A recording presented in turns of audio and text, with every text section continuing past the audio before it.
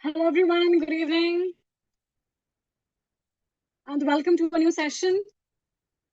I believe all of you are doing great, keeping healthy and preparing for your upcoming NET exam. Yes.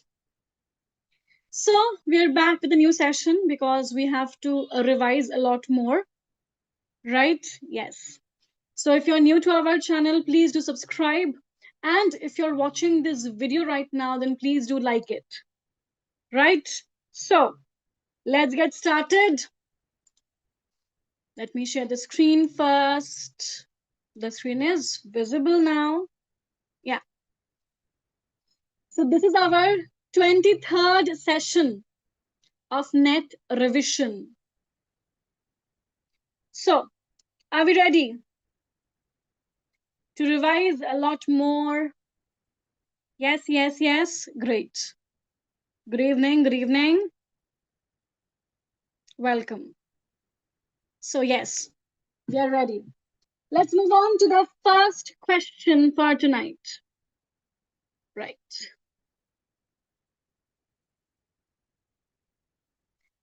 Fanon in black skin, white masks notes how the African man begins to despise himself, losing his sense of masculinity and his faith in his native cultures, because the colonial powers have symbolically and often through torture physically emasculated him.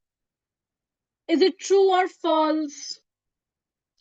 Has Frantz Fanon said any such thing in his seminal work, Black Skin, White Masks? Black Skin, White Masks.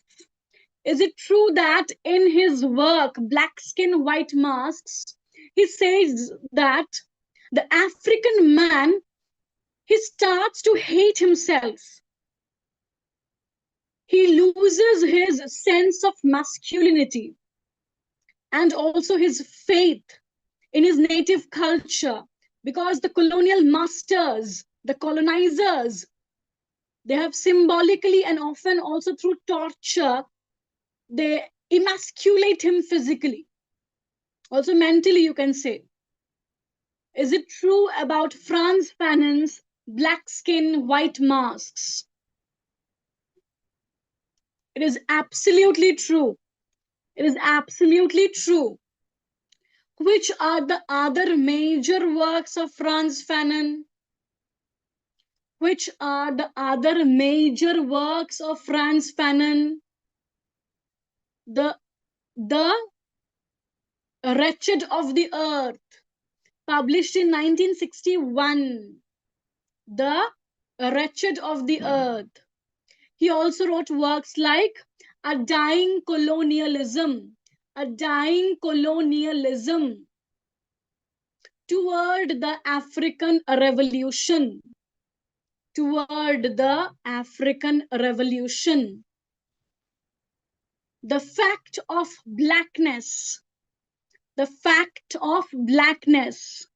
All these are very important works by Frantz Fanon.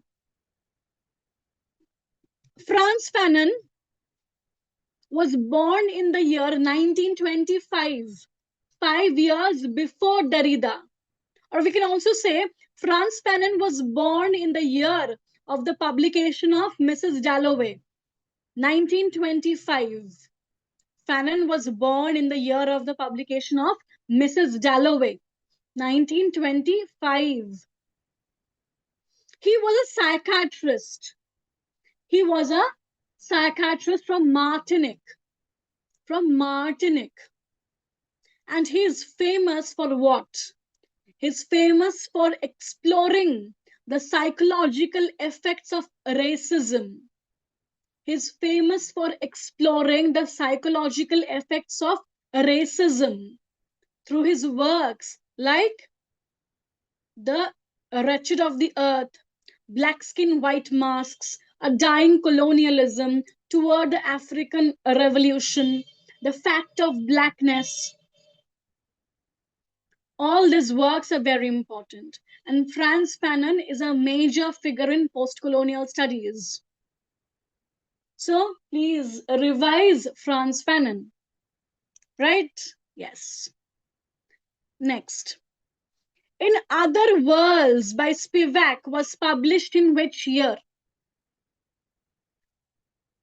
In Spivak, we have another towering figure in postcolonial studies who has not only given us many important works and concepts, but has in many ways molded how we read our postcolonial literatures, be it through the concept of the subalterns can speak or the process of worlding.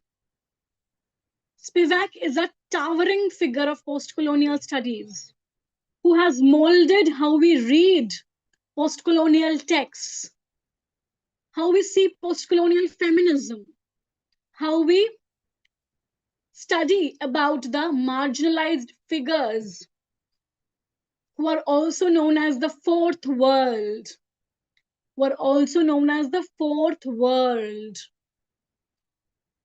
Okay, right? In Other Worlds is a very important work by Spivak. And this was published in the year 1987. It's a collection of essays by Gayatri Spivak.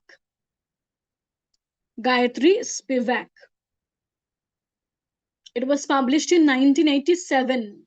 1987. Tell me other major works by Gayatri Spivak. We all know the essay Can the Subaltern Speak? Her other works are A Critique of Postcolonial Reason, Death of a Discipline, Outside in the Teaching Machine, And she is not only a theorist and a critique, but also a popular translator. She translated works of Derrida.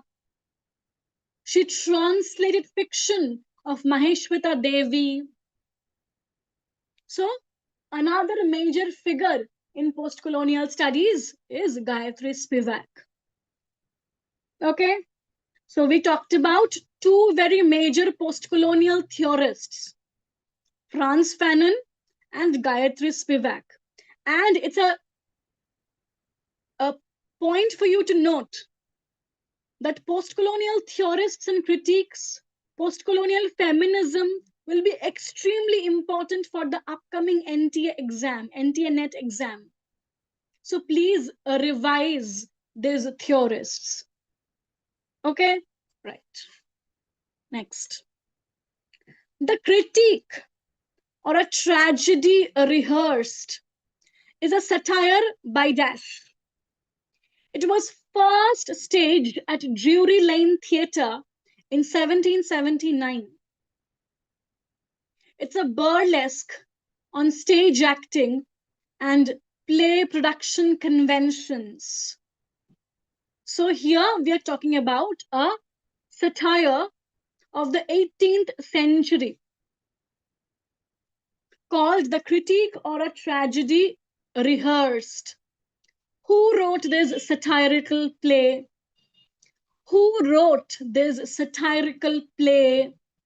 The Critique or a Tragedy Rehearsed. It makes fun of stage acting and play production conventions. Okay, it's a satirical play which mocks the contemporary stage acting and play production conventions. So who wrote it? It is by Richard Sheridan. We all have talked about his play, The Rivals by Sheridan. He was a major playwright of the 18th century. So Sheridan also wrote The Critique or a Tragedy rehearsed. We mostly talk about his play, The Rivals. But this work is also important, right? Yes. You got it? Great. I hope all of you have liked the session by now. Yes? Okay. Next. Beef, No Chicken. It's a two-act play by Dash. And this play is set in the town of Kauva or Kauva in Trinidad and Tobago. It follows the restaurant owner Otto Hogan, whose refusal to accept graft delays the building of a highway through the center of the town. Beef, No Chicken. It's a play by whom? Its setting is the town of Kauva in Trinidad and Tobago.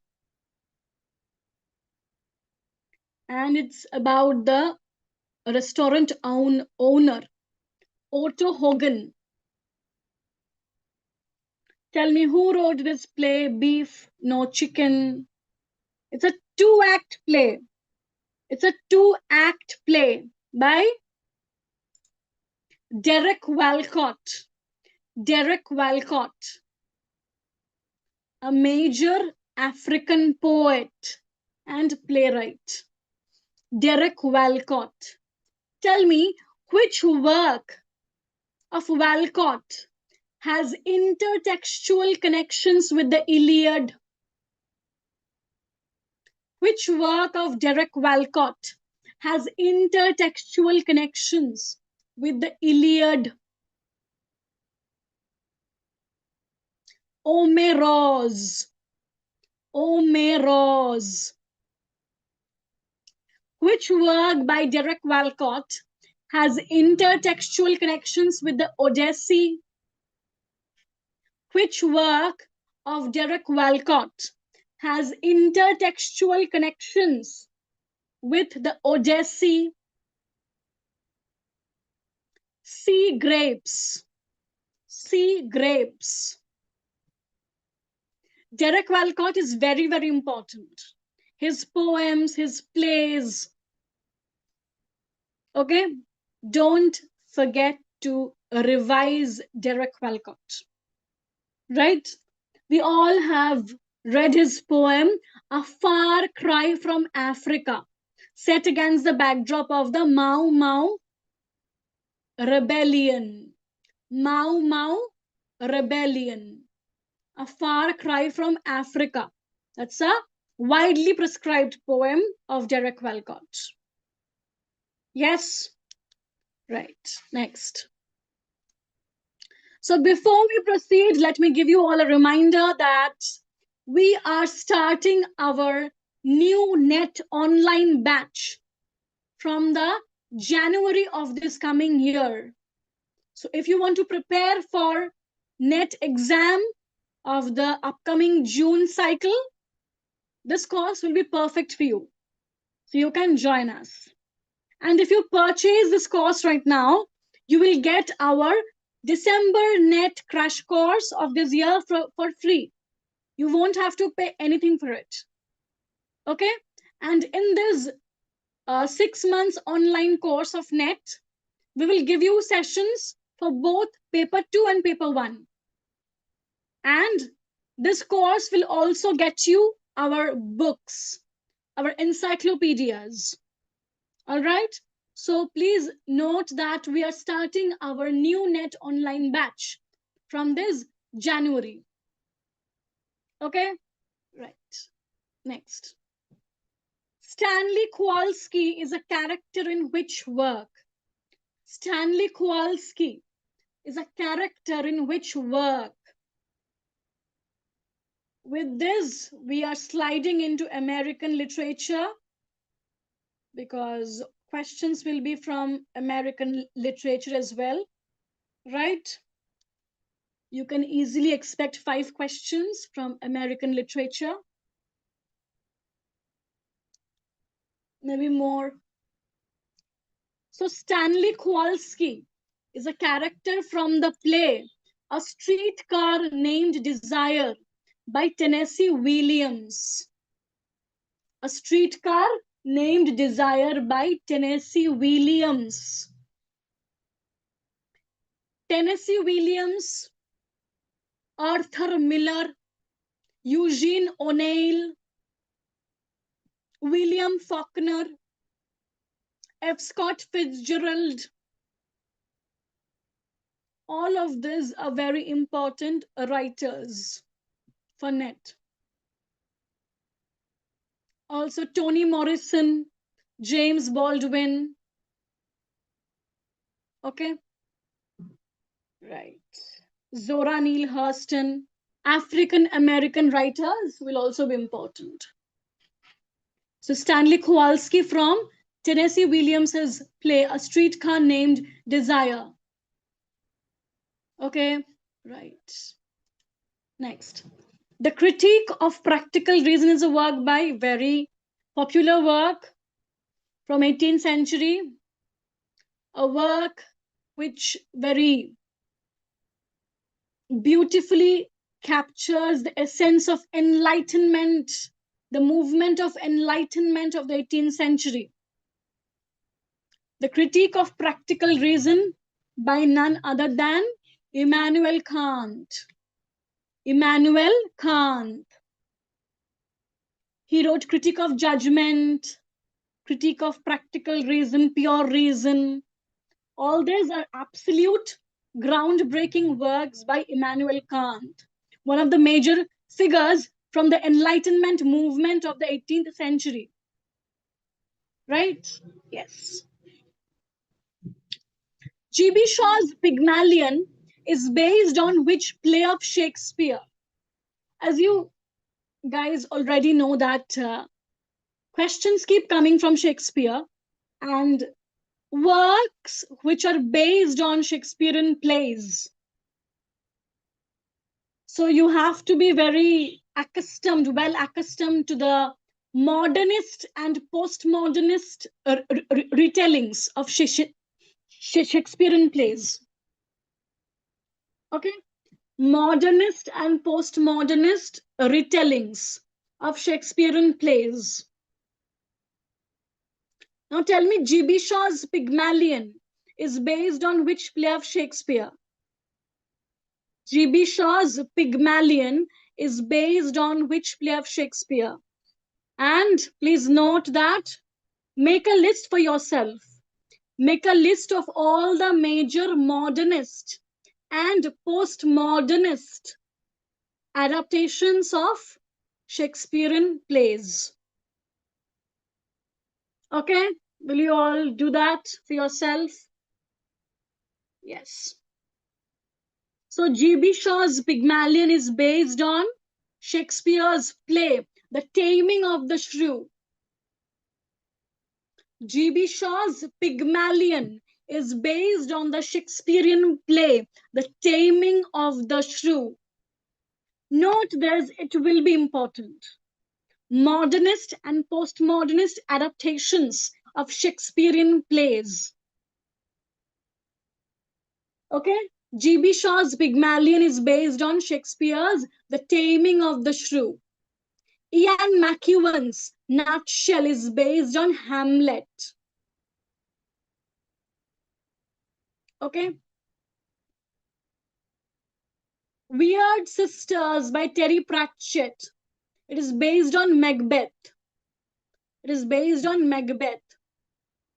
Tom Stoppard's Rosencrantz and Guildenstern are Dead. That's also based on Hamlet. Tom Stoppard's Rosencrantz and Guildenstern are Dead. That's also based on Hamlet. Edward Bond's King Lear. Not Edward Bond's Lear. It is based on Shakespeare's King Lear.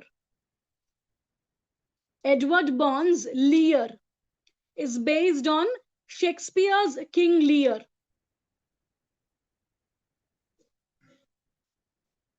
Ian McEwan's Nutshell is based on Hamlet. G.B. Shaw's Pygmalion is based on The Taming of the Shrew. Okay? Right. Next. Here you have to choose the wrong statement. Choose the wrong statement. Problems of Dostoevsky's Poetics. It's a work by Mikhail Bakhtin, published in 1929. In this work, Bakhtin introduces a number of key concepts, such as polyphony and carnivalization, to elucidate what he saw as unique in Dostoevsky's literary art. He argues that Dostoevsky's works are essentially dialogical, unfolding on the basis of interaction between autonomous voices, as opposed to monological, where plot and character unfold within the confines of a single authorial universe. This work has 7 chapters. So here we have 4 statements about a particular text called Mikhail Bakhtin's Problems of Dostoevsky's Poetics. So you tell me which one is wrong here. 3 statements are correct, but 1 is wrong. It is the last statement, because this work has 5 chapters, not 7. So, Problems of Dostoevsky's Poetics by Mikhail Bakhtin was published in 1929. It talks about various important concepts like polyphony and carnivalization, and it argues that Dostoevsky's works are essentially dialogical. And this work has 5 chapters. 5 chapters. Got it? Great. The end is in the beginning, and yet you go on. This is a quote from which play among the following? The Birthday Party, The Caretaker, Waiting for Godot, or Endgame? The end is in the beginning, and yet you go on. It's a very important line from which play? It's a quote from the play Endgame by Samuel Beckett. Endgame by Samuel Beckett. Because we know quotes are important. This line is from Samuel Beckett's Endgame. Endgame. The Lady of Shalott and the Eagle are poems by whom? The Lady of Shalott and the Eagle. These are poems by whom?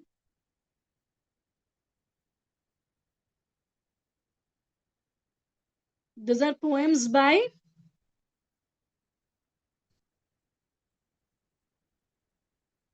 Tennyson. These are poems by Tennyson. Okay. These are poems by Tennyson. All right. Yes. Morning Face is a novel by Mulk Raj Anand, and it was first published in Dash. This book got the Sahitya Academy Award in 1971. This book features Anand's autobiographical narrative that was first used by him in 7 Summers. So the question is, Mulk Raj Anand's Morning Face was first published in which year? Mulk Raj Anand's Morning Face. Mulk Raj Anand's Morning Face was first published in 1968. 1968. Okay, Mulk Raj Anand's Morning Face. It's an autobiographical work that was published for the first time in 1968. Okay, right. Far from the Madding Crowd is the fourth published novel by Thomas Hardy and his first major literary success. This work was published in which year? Hardy's Far from the Madding Crowd. It was serialized in the Cornhill magazine. Hardy's Far from the Madding Crowd. It was serialized in the Cornhill magazine, right? Tell me, this novel was published in which year? Hardy's Far from the Madding Crowd was published in 1874. 1874. Right? Okay. So that's all from our side for tonight. I hope this session has again helped you to revise a bit more. Right? Yes. And do note that we are starting our new NET online batch from this January. Okay.